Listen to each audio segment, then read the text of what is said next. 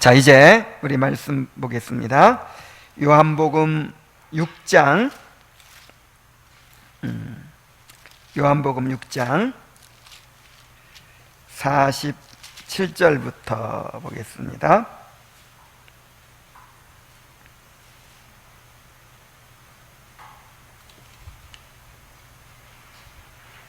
아, 37절 37절부터 보겠습니다. 아버지께서 내게 주시는 자는 다 내게로 올 것이요 내게 오는 자는 내가 결코 내쫓지 아니하리라. 내가 하늘에서 내려온 것은 내 뜻을 행하려 함이 아니요 나를 보내신 이의 뜻을 행하려 함이니라. 나를 보내신 이의 뜻은 내게 주신 자들 중에 내가 하나도 잃어버리지 아니하고 마지막 날에 다시 살리는 이것이니라. 내 아버지의 뜻은 아들을 보고 믿는 자마다 영생을 얻는 이것이니 마지막 날에 내가 이를 다시 살리리라 하시니라. 아멘.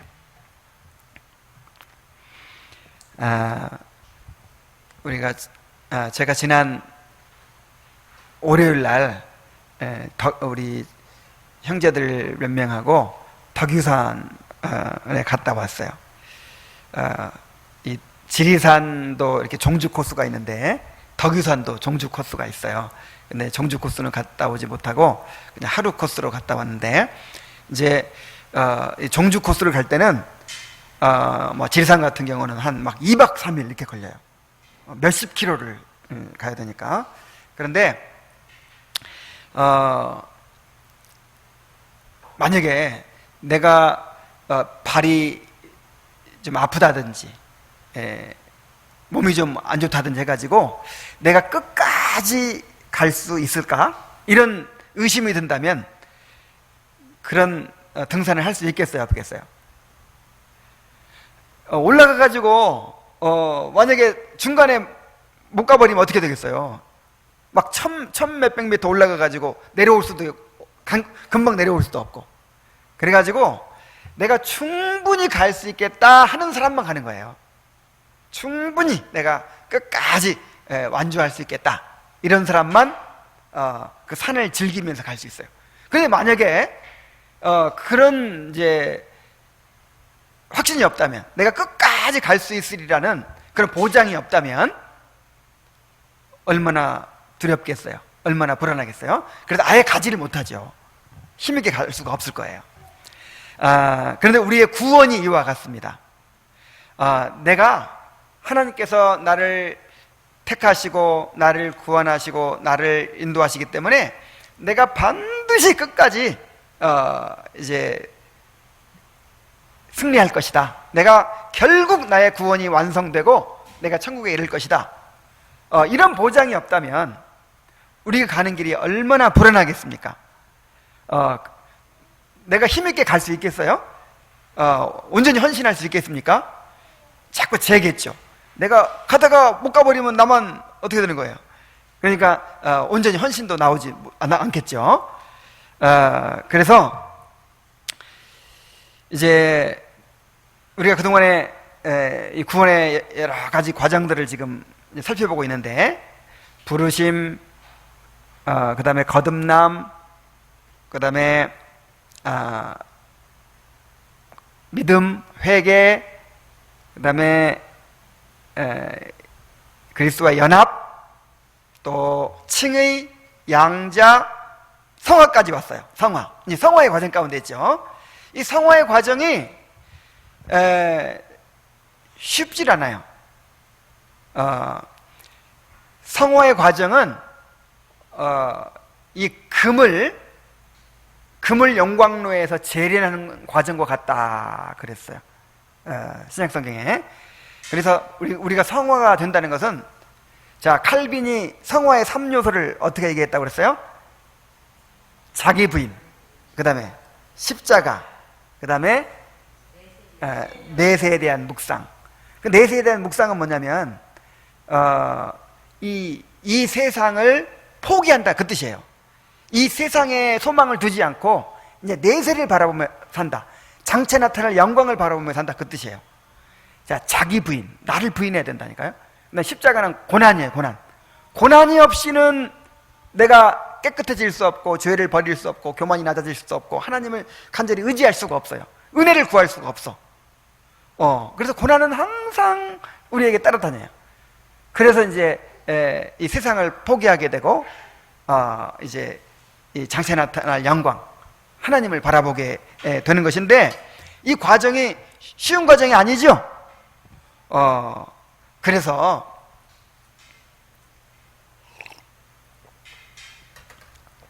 만약에 내가 끝까지 인내할 수 있으리라고, 끝까지 내가 견디고 승리할 수 있으리라는 그런 확신이 없다면 우리가 얼마나 참 힘들겠습니까? 얼마나 그 과정이 불안하겠어요. 그래서 이 성화의 과정 가운데에서 하나님께서 주신 은혜가 있어요. 그 성화의 과정 가운데 주시는 은혜가 뭐냐면은 이 성도의 견인, 그 다음에 구원의 확신이에요. 성도의 견인, 구원의 확신을 주십니다. 그래서 오늘은 이제 그 성도의 견인에 대해서 함께 공부할 거예요. 이 성도의 견인의 은혜, 또 구원을 확신할 수 있는 은혜를 주셔서 우리가 확신을 가지고 기쁨으로 그 고난을 이겨내고 인내하고 이제 끝까지 승리하게 하시는 거죠. 자, 이 성도의 견인을 오늘은 살펴보고 다음 주에는 이제 구원의 확신에 대해서 우리가 공부할 텐데, 자, 이 성도의 견인이란 무엇입니까? 이 견인이라는 말은 견인하니까 무슨 생각이 들어요? 그 견인차가 이렇게 차를 막 끌고 가죠. 그렇게 하듯이 하나님이 우리를 끝까지 끌고 가시는구나, 그렇게 생각하면 안 됩니다. 그런 뜻이 아니고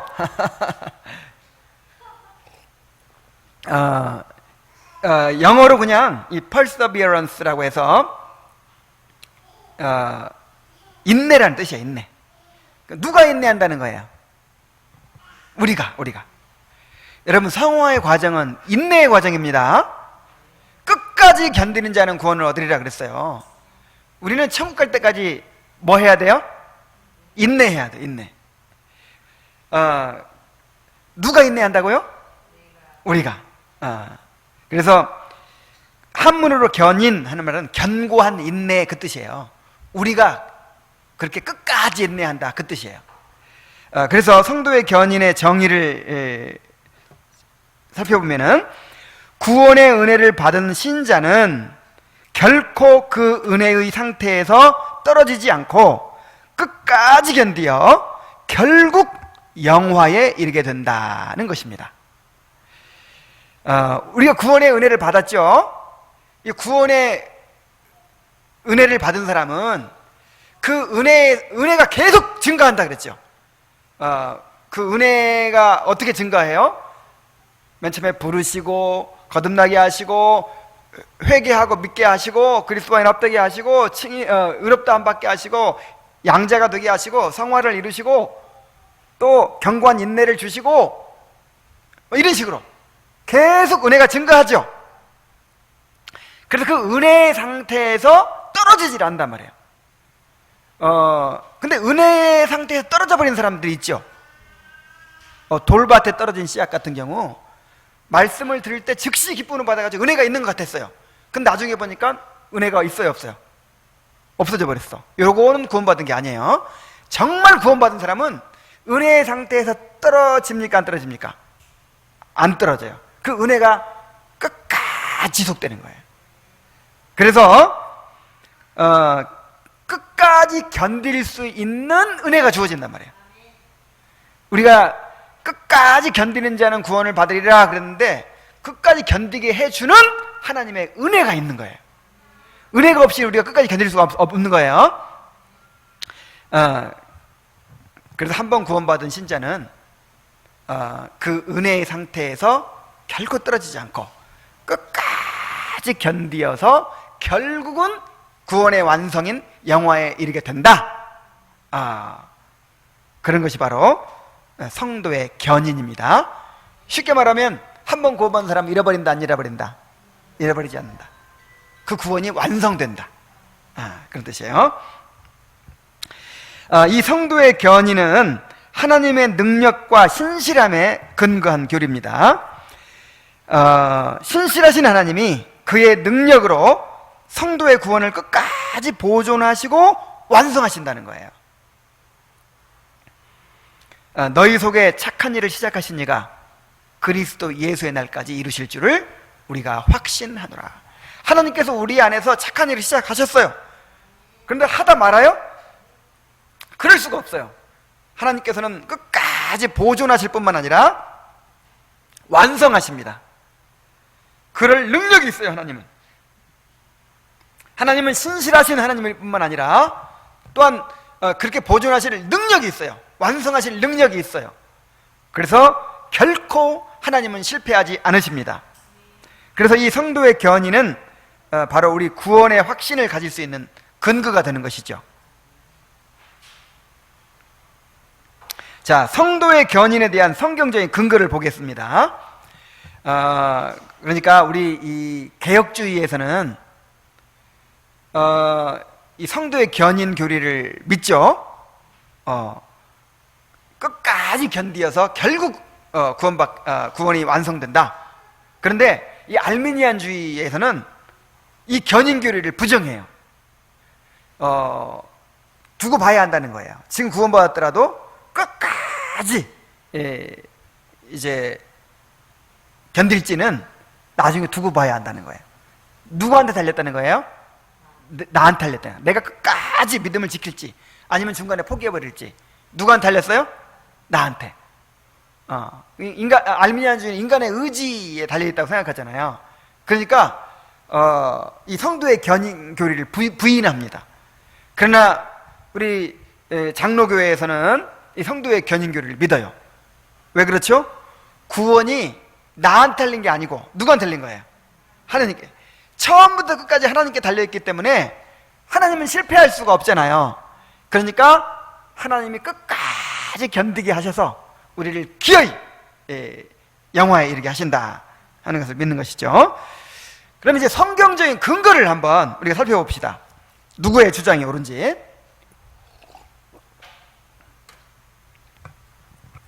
자, 성도의 견인을 증거하는 성경의 주요 구절들을 한번 살펴봅니다. 자, 우리가 시작할 때 읽었던 요한복음 6장 37절부터 40절까지를 다시 한번 봅니다. 아버지께서 내게 주시는 자는 다 내게로 올 것이요 내게 오는 자는 내가 결코 내쫓지 아니하리라. 그러니까 예수 믿고 구원받는 거는 다 누가 주신 거예요? 하나님이 택한 자들을 보내주시는 거예요. 아버지께서 오게 하여 주지 아니하면 누구도 올 수가 없다 그랬어요. 그러니까 이렇게 예수 믿고 구원받게 되는 것은 하나님이 만세전에 구원하시기로 택한 자들을 보내주시는 것입니다. 그런데 내게 오는 자는 내가 결코 내쫓지 아니하리라 그랬어요. 내가 하늘에서 내려온 것은 내 뜻을 행하려 함이 아니요 나를 보내신 이의 뜻을 행하려 함이니라. 그런데 그 보내신 이의 뜻이 뭐예요? 나를 보내신 이의 뜻은 내게 주신 자 중에 내가 하나도 잃어버리지 아니하고 마지막 날에 다시 살리는 이것이니라. 자, 몇 명도 잃어버리지 아니하고 하나도 잃어버리지 아니하고. 하나님께서 택하셔가지고 예수 믿고 구원받게 보내주신 사람들은, 그래서 구원받은 사람들은 잃어버리는 사람이 있어요, 없어요? 없어요. 하나도 잃어버리지 않는 게 하나님의 뜻이야. 내 아버지의 뜻은 아들을 보고 믿는 자마다 영생을 얻는 이것이니 마지막 날에 내가 이를 다시 살리리라 하시니라. 자, 예수님은 누구의 뜻을 행하러 오셨어요? 하나님의 뜻을 행하러 오셨어요. 하나님께서 보내주신 사람은 한 명도 잃어버리지 않고 다 이제 천국에 데려가는 것이 하나님의 뜻이죠. 그런데 구원받은 사람들 중에 한 반절이 떨어져 버렸네? 그럼 하나님의 뜻을 이룬 거예요? 못 이룬 거예요? 못 이룬 거잖아요. 그럴 수가 있을까요? 어떻게 그럴 수가 있어요? 예수님께서 하시는 일인데. 예수님은 선한 목자이기 때문에, 완전한 목자이기 때문에 양 한 마리라도 잃어버릴까요? 안 잃어버릴까요? 안 잃어버려요. 양이 목자한테 달렸어요? 양 자신에게 달려있어요? 목자에게 달려있죠. 양은 멍청해서 그냥 아무데나 막 가려고 해요. 그럼 목자가 내버려서요? 기어이 그냥 지팡이로 끌어당기고 채찍으로 때려서라도 기어이 안전하게 끝까지 인도하는 것이 완전한 선한 목자입니다. 그래서 예수님은 한 번 구원받은 자들을, 구원하신 자들을 결코 잃어버리지 않으십니다. 그 다음에 요한복음 10장 27절부터 29절까지 한번 보겠어요.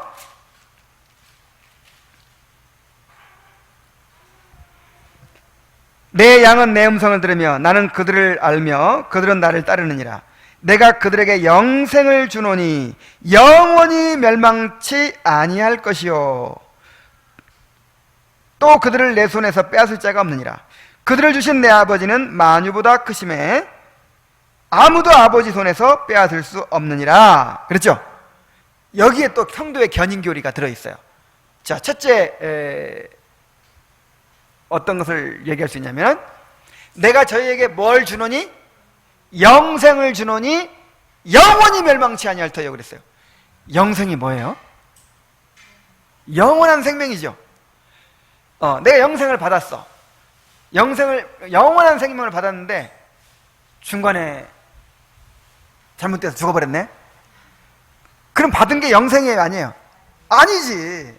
영생은 영원히 멸망치 않는 게 영생이에요. 그래서 내가 영생 얻었다면 멸망하면 돼야 안 돼요? 안 되죠. 그러면 그 영생이 가짜 영생이야. 예수님 분명히 말씀하셨어요. 내가 저에게 영생을 주노니 영원히 멸망치 아니할 터요. 그래서 한 번 영생 얻은 사람은 영원히 멸망치 않게 됩니다. 그 다음에 또 한 가지 증거가 있는데, 또 그들을 내 손에서 빼앗을 자가 없느니라. 그러니까 우리가 누구의 손에 붙잡혀 있는 거예요? 내 손이 누구 손이에요 지금? 예수님의 손이지. 예수님의 손에 붙잡혀 있어요 지금. 그 다음에 그들을 주신 내 아버지는 만물보다 크심에 아무도 누구 손에서? 예수님이 붙잡고 있고 아버지가 붙잡고 있고 또 누가 붙잡고 있을까요? 성령께서 붙잡고 있어요. 삼위일체 하나님이 우리를 붙잡고 있어요. 그래서 붙잡고 있는데 마귀가 뺏을 수 있어요, 없어요? 왜 뺏을 수 없냐면 그들을 주신 내 아버지는 만물보다 크심에, 그러니까 하나님보다 더 큰 존재가 있으면요 구원을 잃어버릴 수 있어요. 그러나 우리를 구원하신 하나님보다 더 큰 존재가 있어요, 없어요? 없어요. 그래서 하나님한테 뺏을 수 있어, 없어? 없어요. 너무나도 명백한 말씀이죠. 그래서 한번 영생을 받은 사람은 결코 잃어버리지 않는다. 그 다음에 빌립보서를 보겠습니다. 빌립보서 1장 4절로 6절입니다.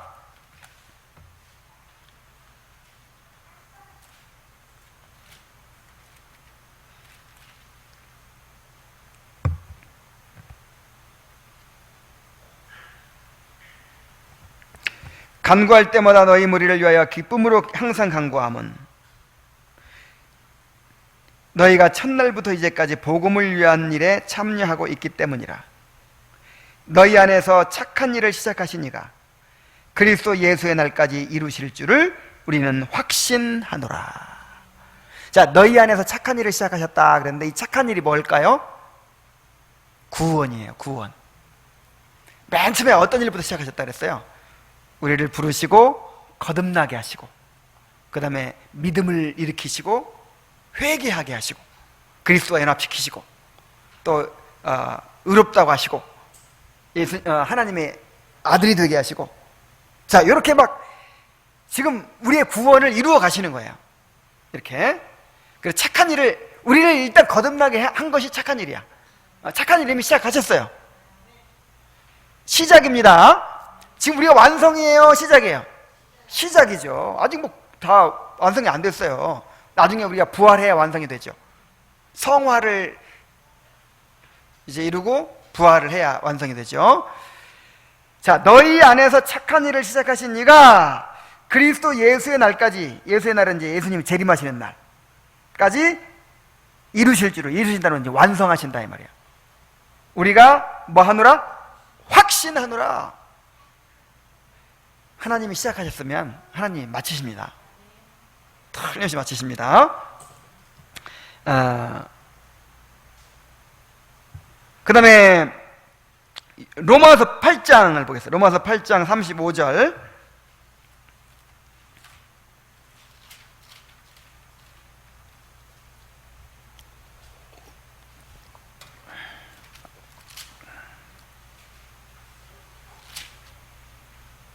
누가 우리를 그리스도의 사랑에서 끊으리요? 환난이나 곤고나 박해나 기근이나 적신이나 위협이나 칼이랴. 기록된 바 우리가 종일 주를 위하여 죽임을 당하게 되며 도살할 양같이 여김을 받았나이다 함과 같으니라. 그러나 이 모든 일에 우리를 사랑하시는 이로 말미암아 우리가 넉넉히 이기느니라. 내가 확신하노니 사망이나 생명이나 천사들이나 권세자들이나 현재일이나 장래일이나 능력이나 높음이나 깊음이나 다른 어떤 피조물이라도 우리를 우리 주 그리스도 예수 안에 있는 하나님의 사랑에서 끊을 수 있다 없다? 없다. 그러니까 이 당시는 이제 고난받는 그런 시대잖아요. 그래서 우리가 종일 주를 위하여 죽임을 당하게 되면 도살할 양같이 여김이 되었나이다. 막 이런 상황. 막 우리를 막 감옥에 가두지, 그다음 경기장에서 사자 밥이 되게 하고 막 여러분 막 쫓겨다니고 이런 상황에서 어이구 과연 내가 끝까지 이걸 지킬 수 있을까? 염려가 되겠어요, 안 되겠어요? 그러나 아무리 우리에게 시험이 오고 유혹이 오고 어떤 박해가 오고 어떤 혼란이 있어도 그러나 우리를 사랑하시는 이로 말미암아 우리가 넉넉히 이기느니라 그랬어요. 그러나 우리를 사랑하시는 이로 말미암아 우리가 넉넉히 이기느니라. 간신히 이겨요, 넉넉히 이겨요? 왜냐하면 하나님께서 붙드시고 계시기 때문에.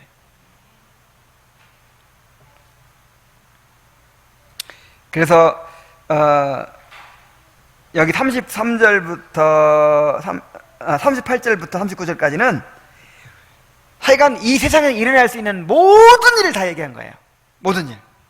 뭐 사망이나 생명이나 천사들이나 권세자들이나 현재일이나 장래일이나 하여간 우리가 상상할 수 있는 어떤 일이 일어나도 하나님의 사랑에서 끊을 수 있다 없다?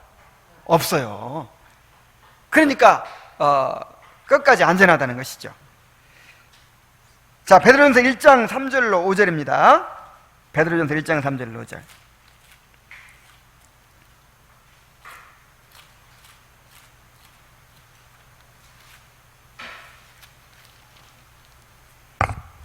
우리 주 예수 그리스도의 아버지 하나님을 찬송하리로다.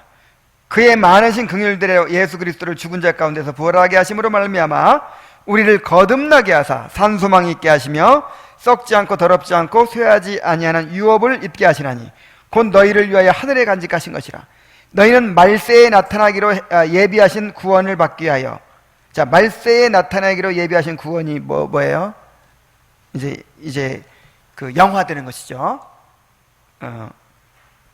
믿음으로 말미암아 하나님의 능력으로 보호하심을 받았느니라. 그러니까 자, 우리 구원이 완성되는 때가 언제예요? 이제 우리가 부활하고 예수님의 형상으로 온전히 변화되는 새하늘과 새 땅이 이루어지는 그 영화죠. 그래서 그런 영화는 미래의 형으로 얘기했어요. 너희 구원이 처음 믿을 때보다 가까웠도다. 그 다음에 우리가 의롭다 하심 받고 거듭나는 거는 이제 시작인데 그건 과거형으로 얘기했어요. 이미 이루어진 거니까. 그래서 구원 받았다. 그 다음에 지금은 어떤 과정에 있죠? 성화를 이루어가는 과정에 있죠. 그래서 이 성화는 뭐라고 어떻게 얘기했냐면 현재형으로 얘기했어요. 구원을 이루라.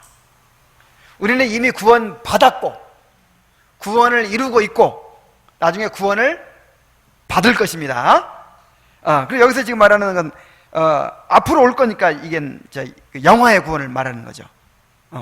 그런데 영화의 구원을 받을 때까지, 영화가 될 때까지 하나님의 능력으로 보호하심을 입었다. 그러니까 하나님의 전능하신 능력으로 딱 지키고 있다 이거예요. 그래서 결코 잃어버릴 수가 없다.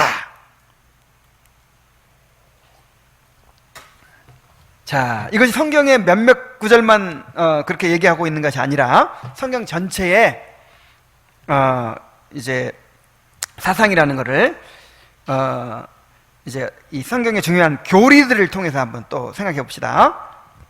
자, 하나님의 구원 계획의 완전성을 우리가 볼 때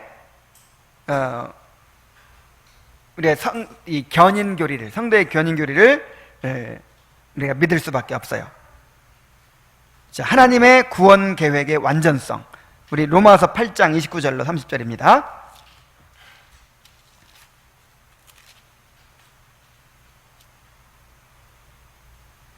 하나님의 미리 아신 자들을 또한 그 아들의 형상을 본받게 하기 위하여 미리 정하셨으니 이는 그런 많은 형제 중에서 맏아들이 되게 하려 하십니다. 하나님이 미리 아신 자들을, 아셨다는 말은 사랑하셨다 그 뜻입니다. 이렇게 사랑하시고 관심을 가지신 택한 자들을 이제 택한 자들이 있어요. 예수 그리스도 형상을 본받게 하고 미리 정하셨어요. 그런 사람들을 30절에 또 미리 정하신 그들을 또한 부르시고 부르신 그들을 또한 의롭다 하시고 의롭다 하신 그들을 또한 어떻게 하셨느니라? 영화롭게 하셨느니라.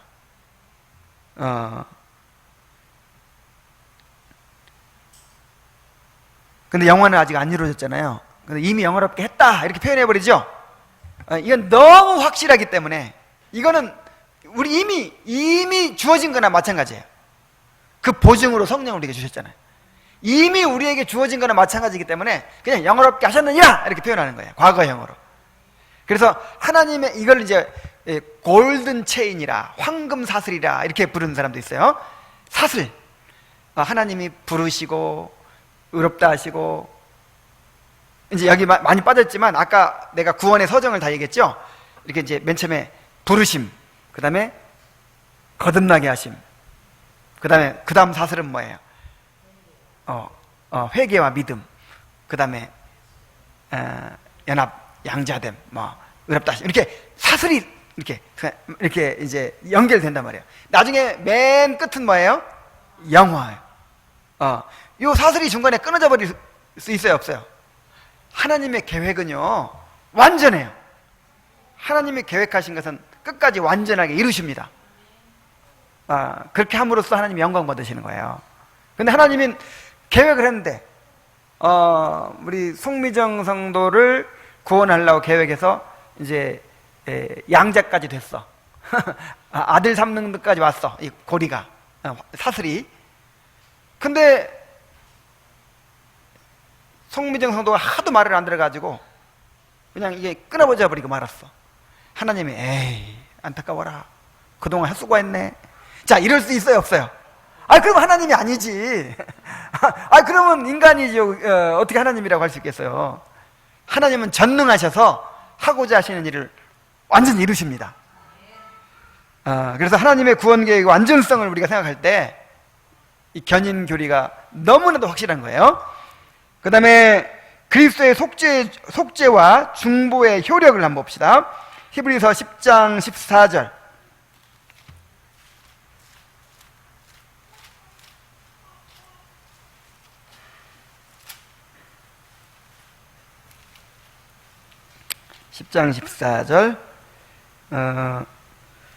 그가 거룩하게 된 자들을 한 번의 제사로 영원히 온전하게 하셨느니라.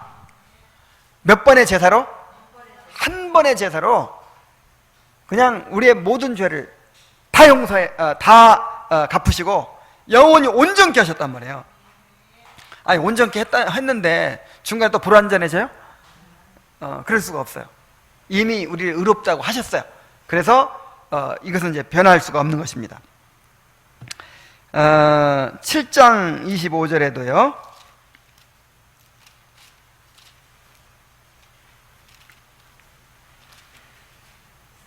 그러므로 자기를 힘입어 하나님께 나아가는 자들을 온전히 구원하실 수 있으니 이는 그가 항상 살아계셔서 그들을 위하여 간구하심이니라. 예수님께서 우리의 양이 되셔서 십자가에 달려 죽으셨죠? 근데 우리를 의롭다고 하시기 위해서 다시 살아나셨느니라 그랬거든요. 그게 무슨 의미냐면은 이제는 제사장이 되셔서 우리 구원을 끝까지 책임지려고 이제 하늘 보좌 우편에서 제사장으로서 사역하신다 그 뜻이에요. 예수님 지금 대제사장으로서 사역을 하고 계십니다. 대제사장으로서. 그런데 그 인간 제사장은 죽으면 또 갈리고 막 그러잖아요. 근데 예수님은 영원한 제사장이야. 항상 살아서 우리를 위해 강구하시기 때문에 우리의 구원을 끝까지 책임진다 이 말이에요. 자기가 양으로서 이제 속죄한 구속하신 그 영혼들을 제사장으로서 그 자기 피로 계속해서 이제 그 속죄의 사역을 완성하심으로써 끝까지 책임지신다 이 말이에요. 완성하신다 이 말이에요. 그래서 그리스도의 속죄와 중보의 효력을 우리가 생각할 때 중간에 잃어버려진다고 하는 것은 우리가 상상도 할 수 없는 거예요. 그 다음에 성령의 인치심과 보증이 있어요. 그러니까 성부, 성자, 성령님, 삼위일체 하나님이 다 등장하죠. 에베소 1장 12절로 13절입니다. 에베소서 1장 12절.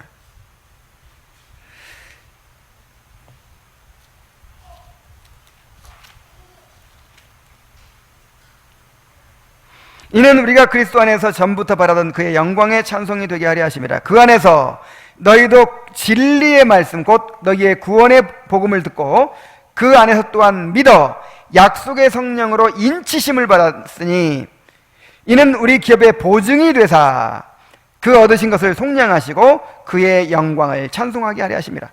자, 이제 성령께서, 하나님께서 구원 계획 세우시고 택하시고 그 구원 계획을 이제 이렇게 이루시죠.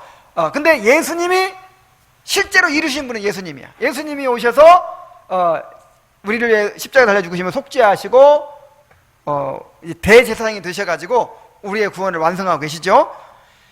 이제는 성령님께서 나서셔가지고 우리에게 오셔서 우리에게 인치시고, 인이 뭐예요? 도장. 이제 하나님의 것이다. 이 도장은 두 가지 의미가 있어요. 소유, 내 거다. 그 다음에 보증, 품질 보증. 이 사람은 완성품, KS 마크. 이제 영원히 멸망치 않을 사람이다. 이렇게 하나님의 소유라는 뜻으로 또 완전히 구원이 온전하다는 뜻으로 도장이 되셨어요. 그냥 도장만 딱 찍고 간 것이 아니라 성령님 자신이 우리의 도장이 되셨다니까요. 도장이 되셨어요. 우리의 도장. 그리고 도장만 되신 게 아니라 또 뭐가 되셨다 그랬어요? 보증이 되사. 보증이란 말이 무슨 말이냐면 보증금, 그런 뜻이라 그랬죠. 우리에게 하늘의 모든 영광을 물려주기로 했죠. 상속해주기로 했죠. 그거를 미리 계약금을 좀 준 거예요. 보증금을 우리에게 좀 준 거예요. 그 보증금이 뭐냐면 성령이에요. 자, 우리가 하늘의 기업을 상속받을 텐데 그걸 어떻게 알아 우리가? 그게 성령이 우리에게 오신 거예요. 보증금으로. 그래서 우리가 성령을 통해서 그것을 미리 맛보고 누려요. 그래서 이렇게 성령께서 우리의 도장이 되시고 인이 되시고 또 우리의 보증이 되셨기 때문에 중간에 잃어버린다고 하는 것은 있을 수가 없다 이 말이에요. 자, 이제 한 가지만 더 봅시다. 은혜의 언약의 약속을 우리가 봅시다. 은혜의 언약의 약속. 히브리서 8장 8절.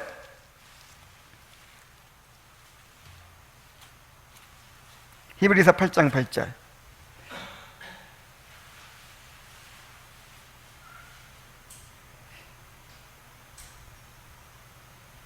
자, 10절부터 봅시다.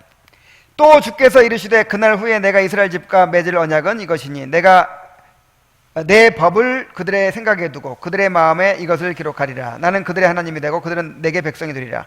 또 각각 자기 나라 사람과 각각 자기 형제를 가르쳐 이르기를 주를 알라 하지 아니할 것은 그들이 작은 자로부터 큰 자까지 다 나를 알미라.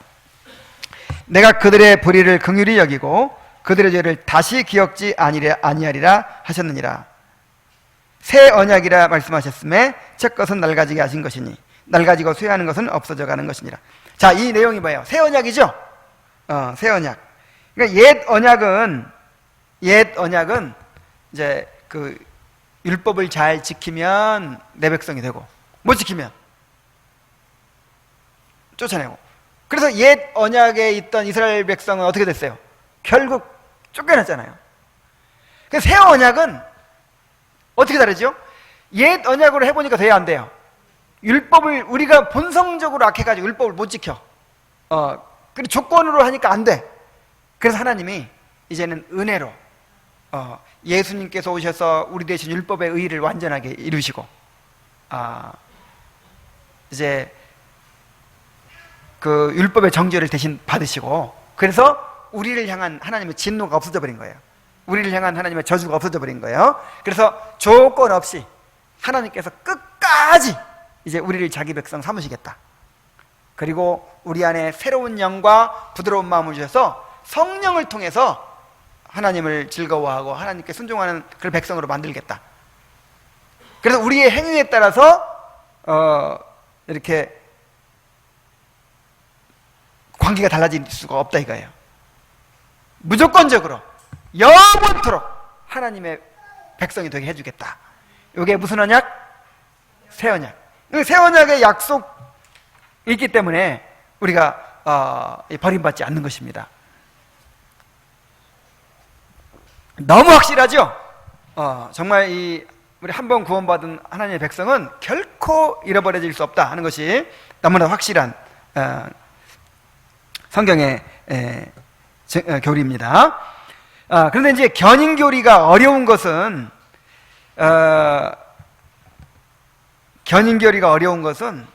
이 반대 구절이 또 있어요. 그래서 이제 오해가 많이 생기는데 그 몇 가지를 한번 살펴보도록 하겠습니다. 자, 먼저 성화를 요구하는 말씀들과 맞지 않다 하는 거예요. 성화된 사람에게 구원해 주겠다 이렇게 하는 구절들이 있단 말이에요. 한번 찾아볼까요? 로마서 2장 7절.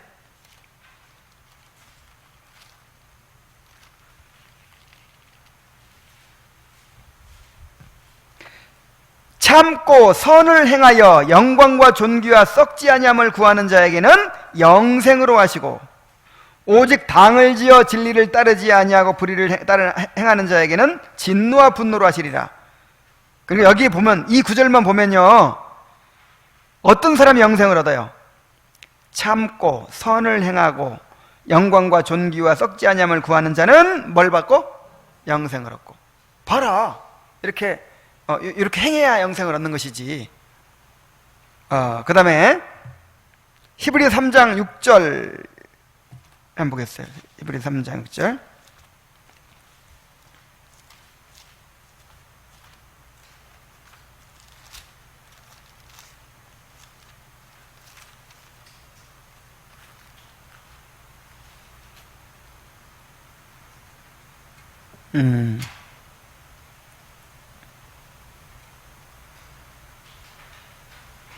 그리스도는 하나님의 집을 맡은 아들로서 그와 같이 하였으나 우리가 소망의 확신과 자랑을 끝까지 굳게 잡고 있으면 우리는 그의 집이라. 또 14절.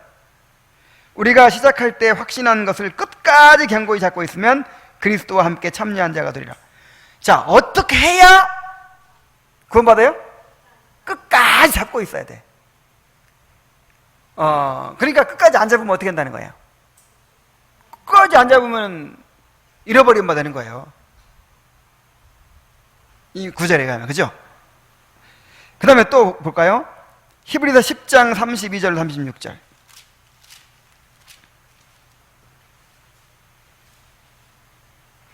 전날에 너희가 빛을 받은 후에 고난의 큰 싸움에 견뎌낸 것을 생각하라. 혹은 비방과 환난으로서 사람에게 구경거리가 되고 혹은 이런 형편에 있는 자들과 사귀는 자가 되었으나 너희가 갇힌 자들을 동정하고 너희 소유를 빼앗기는 것도 기쁘게 당한 것은 이 낮고 영구한 소유가 있는 줄 알미라.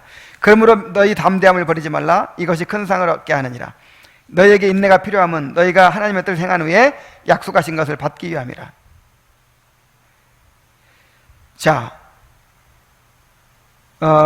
너희에게 인내가 필요함은 너희가 하나님의 뜻을 행한 후에 약속하신 것을 받기 위함이라. 그러니까 인내도 필요하고 하나님의 뜻도 행해야 되고 뜻을 행하는 것도 있어야 되고.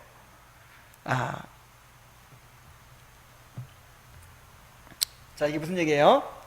한 번 구원받은 사람은 영원히 잃어버리지 않는다고 했는데 우리가 찾은 구절들을 보니까 뭐라고 그래요? 참고 썩지 아니할 것을 추구하고 하나님의 영광과 존귀를 추구하는 사람에게 영생으로 해주시겠다 그랬고, 또 처음 잡았던 거를 끝까지 놓치지 않으면 이제 구원을 해주겠다 그랬고, 또 인내가 필요하다. 인내가 필요하고 하나님의 뜻을 행하는 후에 견뎌야 된다 그랬고, 그러니까 그렇게 못하면 어떻게 된다는 거예요? 못하면 잃어버린다는 거죠. 자, 이걸 어떻게 조화시킬 수 있을까요? 이 견인 교리는 우리가 어떻게 살든 관계없이 안전이 보장된다 그런 뜻이 아니에요.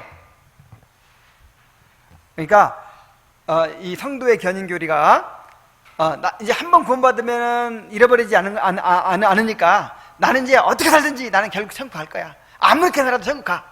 이런 것이 아니란 말이에요. 그래서 나는 이런 말을 합니다. 항상 아무렇게 살면 어디 가요? 지옥 가요. 지옥. 아무렇게 살면 지옥 가.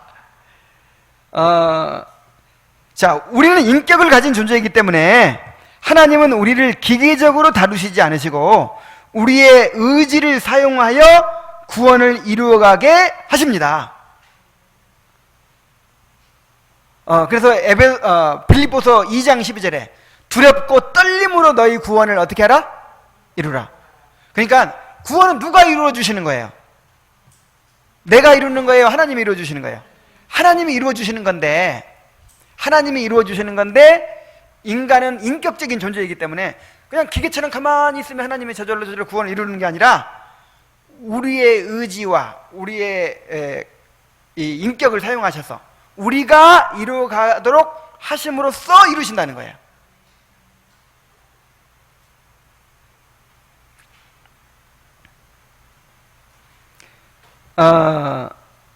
그래서 우리가 성화에 힘쓰며 영적인 싸움과 인내의 과정을 거치게 하심으로써 우리의 구원을 보존하고 완성하신다라는 거예요.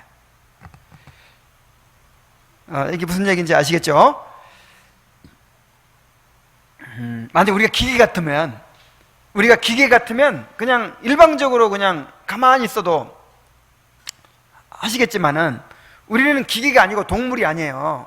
우리는 인격을 가진 존재예요. 그래서 하나님이 은혜를 주시는데 어떤 식으로 은혜를 주시냐면 너희 안에서 행하시는 이는 하나님이시니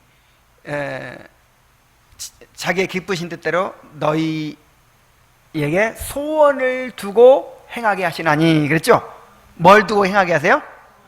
우리 마음 가운데 죄를 미워하는 마음, 하나님의 영광을 구하는 마음, 거룩해지고자 하는 마음, 막 주님의 율법에 순종하고자 하는 마음, 이런 소원을 두고 행하게 만든단 말이에요. 누가 행해요? 내가 막 행하게 만들어서 우리의 구원을 잃어버리지 않고 결국 완성되게 하시는 거예요. 그래서 아까 그 말씀들이 다 그 말이에요. 참고 하나님의 영광과 존귀를 추구하는 자에게는 영생으로 하시고, 구원받은 사람이라 그렇게 될 수밖에 없는 거예요. 구원받은 사람은 이 썩을 것을 구하지 않고 뭘 구해요? 하나님의 영광을 구하죠. 그리고 정말 구원받은 사람은 하나님이 은혜를 주셔서 끝까지 붙잡게 하신단 말이에요.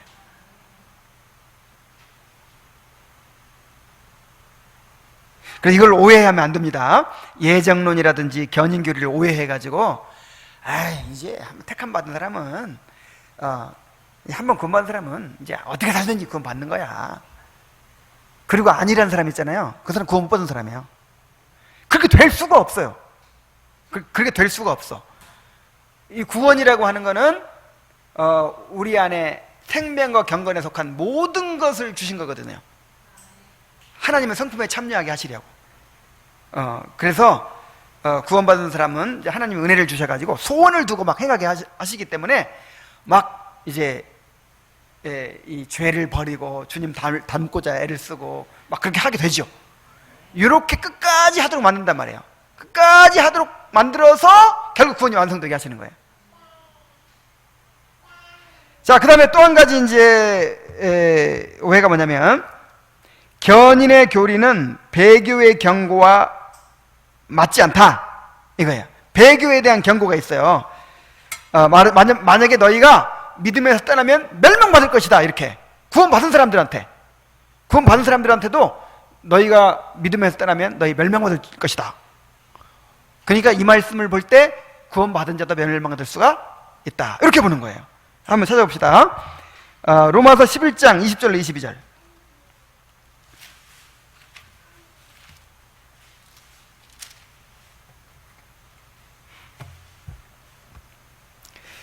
옳도다. 그들은 믿지 아니함으로 꺾이고 너는 믿음으로 섰느니라. 높은 마음을 품지 말고 도리어 두려워하라. 하나님이 원가지들도 아끼지 아니하셨은즉 너도 아끼지 아니하시리라.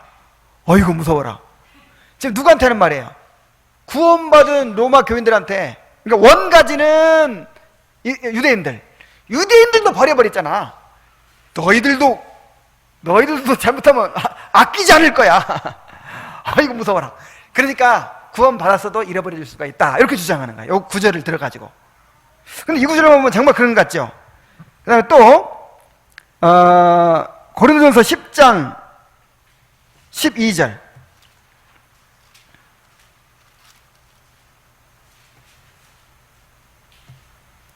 그런즉 선줄로 생각하는 자는 넘어질까 조심하라, 그랬죠. 여기서 이제 내가 나는 이제 믿음에 섰다, 나는 이제 구원 받았다, 이렇게 생각하는 사람은 뭐 할 거 조심하라? 넘어지는. 그러니까 넘어질 수 있다는 거예요. 이렇게 잃어버릴 수 있다, 이 말이에요. 또 히브리서 10장 26절로 29절.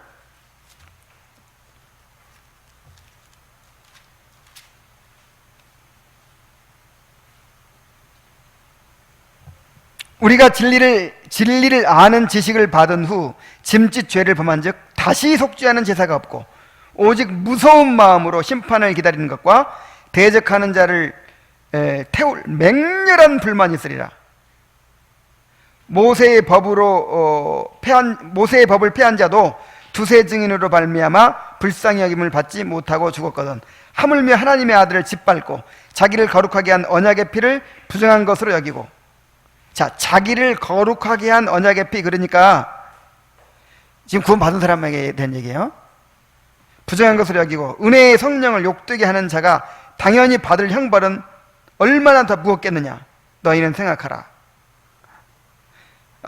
그러니까 모세의 법을 폐한 자도 그렇게 벌을 받았는데, 복음을 깨닫고 구원받은 사람이 다시 그냥 그걸 저버리고 이렇게 믿음을 버리면 얼마나 큰 벌을 받겠냐, 이 말이에요. 그런데 이런 구절을 보니까 구원 받았어도 그거를 잃어버릴 수 있다, 이제 이런 주장의 근거가 되는 거란 말이에요. 자, 그럼 이 구절들은 어떻게 이해해야 될까요? 하나님은 이러한 배교의 경고를 사용하셔서 우리를 경성하게 하시고 은혜를 힘입어서 끝까지 믿음을 지키게 하심으로 우리의 구원을 보존하십니다.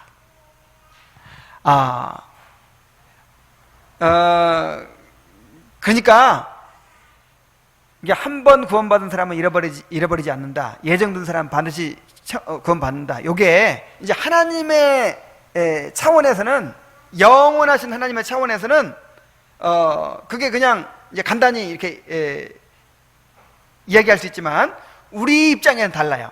우리한테는 과정이 있는 거예요. 과정이. 그러니까 우리 이제 송미정 성도님을 하나님이 택하셨어요. 그리고 끝까지 이제 천국까지 데려가실 거예요. 그러면 송미정 성도님이 나는 하나님 택했으니까 나는 이제 아무렇게나 살아도 천국 가. 그게 아니고 열심히 성화를 이루어가게 하심으로써 그렇게 가게 하신단 말이에요. 그리고 심지어 뭘 사용하신다고요? 배교에 대한 경고를 사용. 너 잘못하면 너 멸망해. 너 믿음 잃어버리면, 믿음 포기하면 너 지옥 가. 요런 경고를 통해서 경성하게 하신단 말이에요. 그래서 철로역정을 보면 크리스찬이 좁은 문 들어가고 나서도 끝까지 마음을 못 놓죠.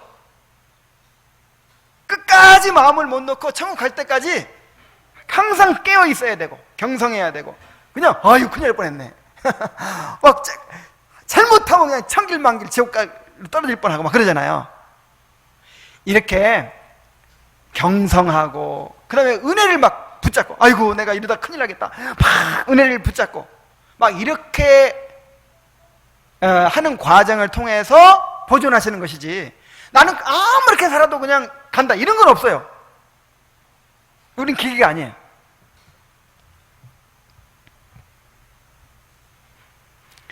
그래서 구원받은 자라도 믿음의 길에서 떠나면 버림받을 수 있다는 두려움을 가져야 합니다.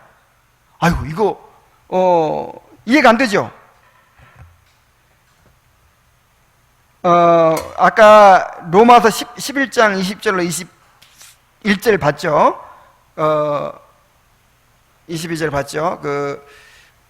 원가지들도 아끼지 아니하였은즉 너희도 아끼지 아니하시리라. 이제 바울의 태도를 한번 봅시다. 고린도전서 9장 24절. 고린도전서 9장 24절.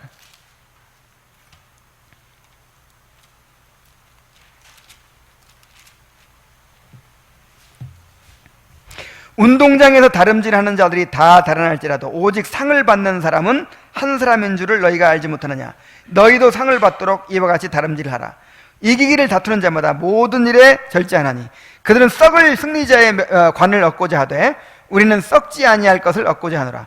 그러므로 나는 다름질하기를 향방하는 것 같이 아니하고 싸우기를 허공을 치는 것 같지 아니하여 내가 내 몸을 쳐 복종하게 함은 내가 남에게 전파한 후에 자신이 도리어 버림을 당할까 두려워함이로다. 여기서 상이, 그러니까 이 말씀을 어떻게 오해를 하냐면은 구원 외에 구원은 이미 확보돼 있고 구원 외에 뭔가 이렇게 따로 주는 상 이렇게 생각해요. 그게 아니고 여기서 말하는 상은 이제 하나님께서 우리의 구원을 완성시켜 주시고 그 다음에 하늘의 기업을 우리에게 주시는 거예요. 그 하늘의 영광을 우리에게 누리게 해주시는 거, 요게 우리에게 최고의 큰 상입니다. 그 생명의 면류관, 의의 면류관, 이게 다 그런 거예요. 이게 칼빈도 그렇게 얘기했고 박윤선 박사도 그렇게 얘기하고 그런 거예요. 그러니까 이 구원에 대해서 너무 작게 생각하는 거예요. 구원에 대해서 그냥 죄 용서의 차원으로 생각하는 거예요. 지옥 면하고 천국 간다 이렇게만 생각해요. 근데 구원이라는 거는 하나님께서 하늘의 기업을 우리에게 상속해 주시는 거예요. 그게 상이에요. 한번 생각해보세요. 그보다 더 큰 상이 어디 있어요? 하나님보다 더 큰 상이 어디 있어요? 그래서 아브라함에게 말씀하셨죠. 내가 너의 방패요 너의 지극히 큰 상급이니라. 그래서 우리가 뭘 기대해야 돼요? 우리가 장차 우리에게 이루어질, 우리가 부활할 것이고 그리스도의 형상으로 변화될 것이고 그 다음에 하늘의 영광의 기업을 상속받게 될 것이고, 그 하늘의 기업도 사실 그 하나님의 영광에 참여하는 거예요. 삼위 하나님의 영광에 우리가 참여하는 거예요. 자, 우리가 예수님과 연합했죠. 예수님과 연합해 있으니까 예수님은 삼위일체 중에 한 분이시잖아요. 그래서 삼위 하나님의 영광, 창세로부터 가지고 계셨던 그 삼위 하나님의 영광 가운데 참여해서 영원토록 하나님을 즐거워하며 영광을 누리는 거예요. 이게 상이에요. 이게 개털모자 무슨 보석으로 지은 집, 천국의 부동산이 상이 아니고 하나님이 상이고 하나님의 영광을 누리는 게 상이란 말이에요. 그 상을 얻도록 우리도 어떻게 해야 돼요? 다름질해야 된단 말이에요. 그러면서 바울 사도가 내가 내 몸을 쳐 복종하게 함은 내가 남에게 전파한 후에 자기가 도리어 어떻게 될까? 버림이 될까 두려워함이라. 그래서 이해가 안 되죠. 바울 사도가 구원의 확신이 있었을까요? 없었을까요? 있죠. 바울은 하여간 자주 이 서신서를 쓰면서 자기의 구원의 확신을 얘기했어요. 이제 내가 달려갈 길을 다 마쳤으니 후로는 나에게 의의 면류관이 준비되어 있다. 이런 식으로. 하여간 자기의 구원의 확신을 순간순간 얘기해요. 그런데 동시에 이런 두려움이 있어요. 내가 남에게 전파한 후에 자기가 도리어 버림이 될까 두려워함이라. 내가 주의 두려우심을 알므로 너희를 권하노니. 그래서 바울은 이렇게 확신도 있으면서 한편으로 뭐도 있어요? 두려움도. 이게 성경적인 확신이에요. 그러니까 나는 확신이 있어. 이제는 어떻게 살든지 나는 이제 천국 가.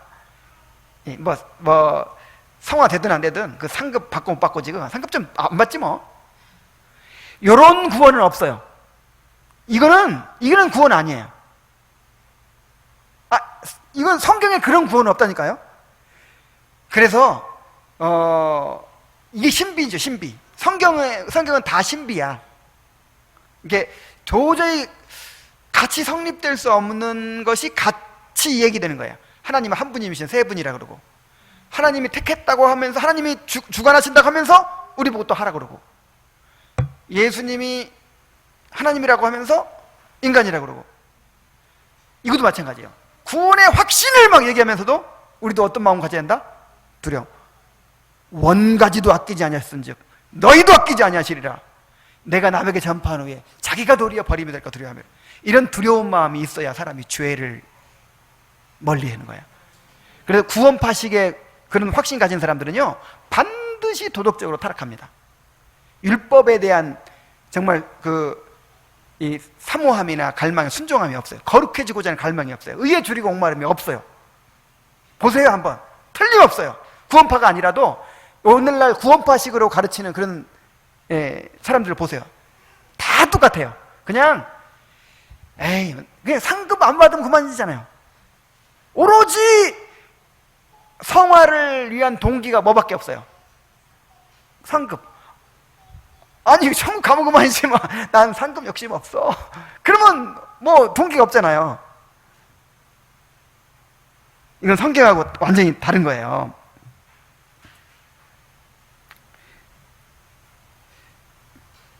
그래서 제가 그 철로 역정을 우리 성도들한테 막 읽히는 이유가 철로 역정은 완전히 검증된 책이잖아요. 완전히 모든 사람이 다 인정하는. 이거 보면은 천성에 도착할 때까지 긴장을 늦출 수가 없죠. 깨어있지 않을 수가 없죠. 이게 진짜 성령 받은 사람이고, 이게 진짜 구원받은 사람이에요. 이게 나는 이제 구원 받았으니까 이제 이제는 어떻게 살든지. 이런 구원은 없어요. 이건 구원 못 받은 거예요. 그건 구원파식 구원이에요. 그래서 하나님은 이런 배교의 경고를 사용하셔서 경고를 사용하셔서 우리를 경성하게 하시고 또 은혜를 힘입어서 끝까지 믿음을 지키게 하시는 거란 말이에요. 이게 정확한 예가 될지는 모르겠지만 이제 예를 한 가지 든다면 옛날에는 우리 부모들이 무서웠어요. 지금은 이제 안 무서운데 옛날에는 아버지도 무섭고 어머니도 무서워요. 어떻게 하는 줄 아세요? 이놈의 새끼 쫓아내버릴 거야! 막 쫓아내버린다는 거야. 그리고 또 심지어 죽여버린대. 아이고 이건 좀 심했죠. 어쨌든 쫓아내버린대. 근데 실제 쫓아내요, 안 쫓아내요? 그렇지만 두려움을 주는 거예요. 야, 이러다 엄마한테 그냥 혼나겠다. 야, 이러다가 나 이거 엄마 계속 하다가 나는 쫓겨난다. 이런 두려움 가져야 돼요, 안 가져야 돼요? 그러니까 한편으로는 안심도 하죠. 한편으로는 확신도 있지. 우리 엄마가 나를 사랑하고 나를 끝까지 책임질 거야, 이런 확신도 있지만 한편으로는 아이고 아버지 말 안 들으면 난 죽어, 이런 두려움도 있어야죠. 이런 거하고 비슷한 거예요. 그러니까 아버지가 그런 두려움을 주는 이유가 뭐예요? 너 그런 식으로 하면 너 쫓아내버릴 거야. 그런 이유가 뭐예요? 계속해서 올바로 자라도록 하기 위해서. 하나님도 그렇게 하신단 말이에요, 우리를. 자, 그 다음에 마지막으로, 자, 성경에는 믿음을 가졌다가 실제로 배교한 신뢰들이 있어요. 이건 어떻게 된 거냐, 이제 이런 또 주장이 있을 수 있어요. 디모데전서 1장 19절 한번 봅시다.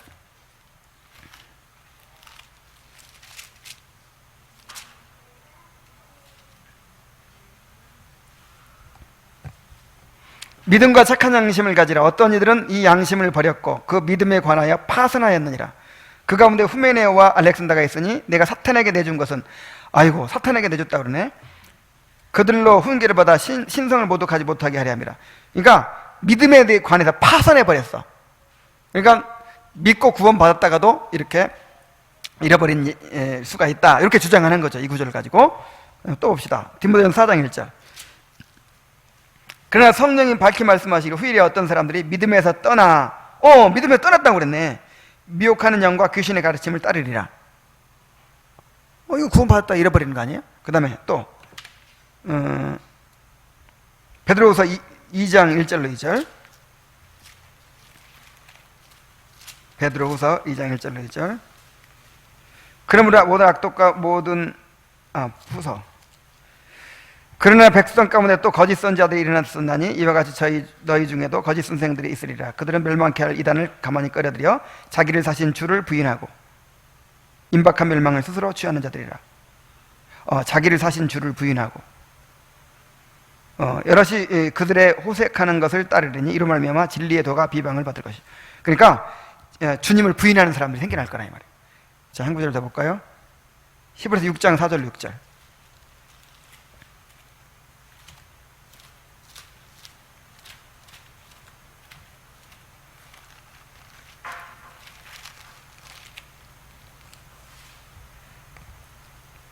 한 번 비침을 받고 하늘의 은사를 맛보고 성령에 참여한 바 되고 하나님의 선한 말씀과 내세의 능력을 맛보고도 타락한 자들은 다시 새롭게 하여 회개하게 할 수 없나니 이는 그들이 하나님의 아들을 다시 십자가에 못 박아 드러내놓고 욕되게 함이라. 자, 다시 새롭게 하여 회개케 할 수 없다. 이게 영원히 멸망한다는 뜻이잖아요.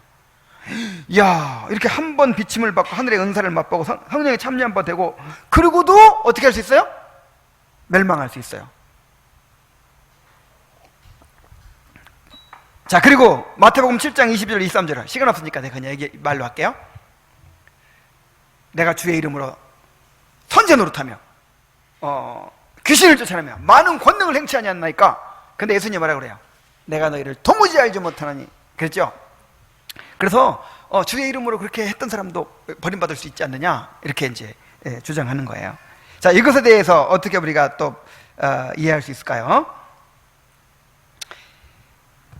쉽게 얘기하면 이들은 처음부터 중생을 통해 구원에 이르는 믿음을 가진 자들이 아니었어요.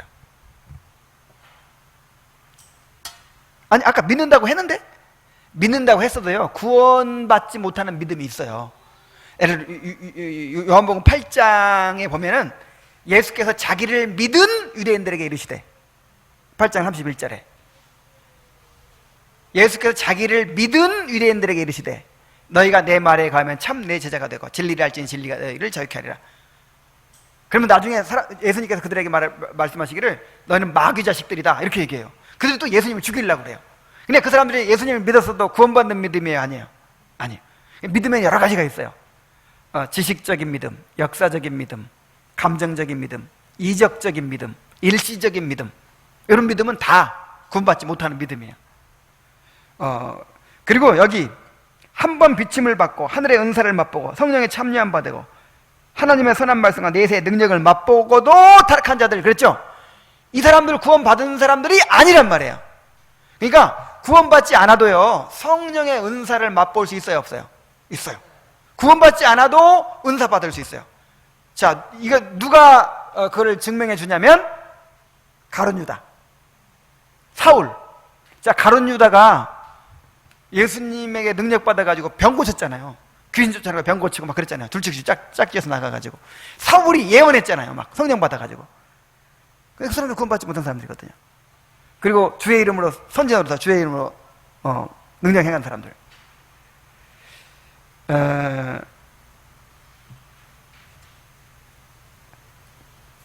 그래서 구원과 상관없이도 얼마든지 성령의 능력과 은사들을 경험할 수가 있습니다. 그러니까 예를 들어 돌밭에 떨어진 씨앗 한번 생각해 보세요. 돌밭에 떨어진 씨앗은 이제 일시적인 믿음이라고 그러거든요. 감정적인 믿음 혹은 일시적인 믿음.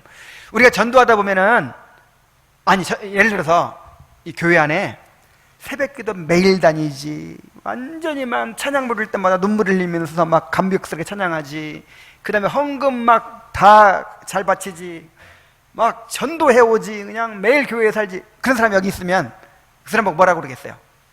야, 믿음 좋다 그러겠죠? 저런 사람 천국 가면 누가 가겠어요? 근데 우리 전도하러 나가보세요. 왕년에 그렇게 했던 사람 수두룩해요. 나도 옛날에 교회 다녔어요. 청년회장을 할 때 말이에요 하면서 막 자기가 얼마나 열심히 했는지 얘기하죠. 그럼 그때 그 믿음이 뭐예요? 일시적인 믿음. 그때 그러니까 성령의 그런 것도 조금 맛본 거예요. 성령의 참여한 바 되고 하늘의 비침을 받고 뭔가 깨닫고 막 기뻐하고 좋아하고 근데 그렇게 됐다고 해서 반드시 구원받은 건 아니란 말이에요. 거의 근접했다가 그냥 그렇게 될 수 있어요.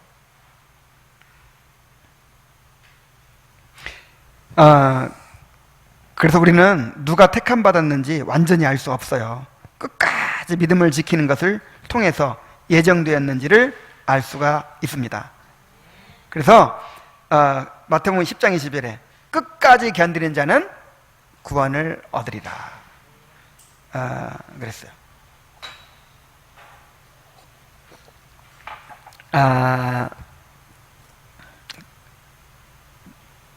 그래서 이제 결론을 맺겠습니다. 시간이 오늘 넘었네. 우리가 하나님의 신실하심과 또 능력에 근거해서 우리의 구원을 끝까지 보존하실 것을 믿어야죠. 믿어야죠. 믿고 확신을 가져야죠. 그러나 동시에 우리가 정말 두려움을 가져야 돼요. 두려움.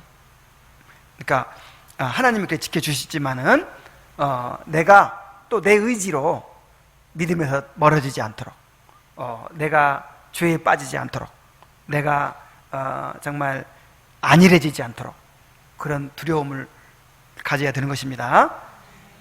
그렇게 안일하게 살도록 내버려 두지 않아요. 하나님이. 그런 사람이 구원받은 사람이야. 징계가 없으면 사생자의 참아들이 아니니라. 그래서 우리를 다윗이 그렇게 기도했어요.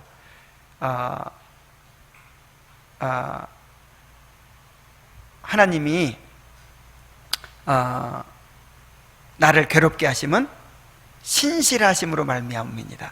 하나님은 신실하시기 때문에 나를 책임지려고 가만 안 내버려도 막 경성케 하시고 나를 막 이제 안일해서 깨어나게 하시고 정말 막 두려움을 가지고 그렇게 하나님을 섬기게 하시고 성화를 이루어가게 하시고 이렇게 함으로써 나의 구원을 끝까지 보존하시고 끝까지 완성하시는 하나님을 우리가 바라볼 수 있도록 합시다.